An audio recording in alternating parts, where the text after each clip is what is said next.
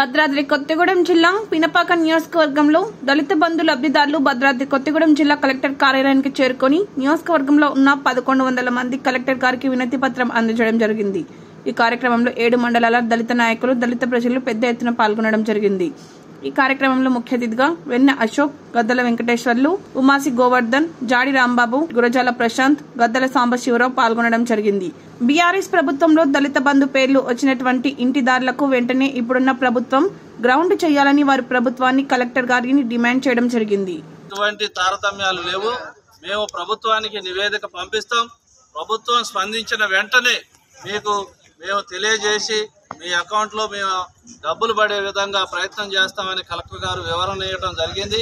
కాబట్టి ఈరోజు దళితులను గుర్తించినటువంటి ప్రభుత్వం మరి కేసీఆర్ గారి ప్రభుత్వం, మేము దానికి చాలా రుణపడి ఉన్నాం. కానీ మొన్న జరిగినటువంటి ఎలక్షన్ కోడ్ వల్ల ఆ దళిత బంధు అనేది ఆగిపోవడం జరిగింది.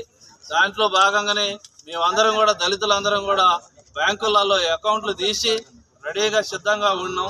అప్పుడు అకౌంట్ చేసిన మరుక్షణమే ఎలక్షన్ కోడ్ రావడం వల్ల ఈ యొక్క పథకాన్ని తాత్కాలికంగా ఆఫ్ చేయడం జరిగింది.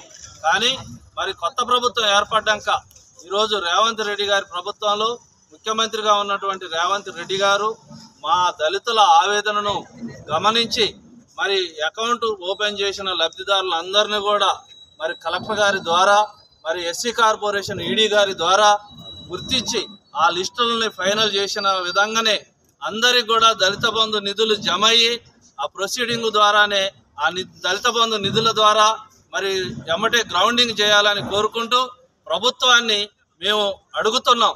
మేము ఎటువంటి డిమాండ్లు కూడా పెట్టట్లేదు.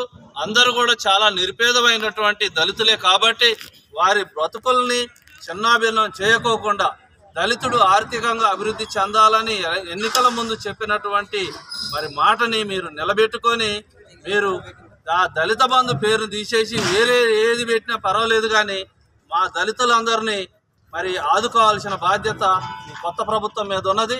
కాబట్టి ఈ దళిత బంధు లబ్ధిదారులు అందరూ కూడా న్యాయం చేకూర్చే వరకు ఈ లబ్ధిదారులు పినపాక నియోజకవర్గంలో ఉన్నటువంటి 1100 మంది లబ్ధిదారులు వారి పక్షాన మేమందరం కూడా న్యాయం కోసం పోరాటం చేస్తామని తెలియజేసుకుంటూ ఇంకా మిగతా రానిటువంటి వాళ్ళను కూడా మనం సమన్వయం చేసుకొని ముందుకు పోవాలని కోరుకుంటూ 7 మండలాల నుండి వచ్చినటువంటి దళిత బంధు లబ్ధిదారులను కోరుకుంటూ మరి అందరూ కూడా ఇట్లా పత్రికా మిత్రులు ఉన్నారు, మరి చాలామంది నిరుపేదలు ఉన్నారు. అందరూ కూడా ముందుకు పోవాల్సిన అవసరం ఎంతైనా ఉన్నదని ఈ పత్రికా మిత్రులకు తెలియజేసుకుంటున్నాను.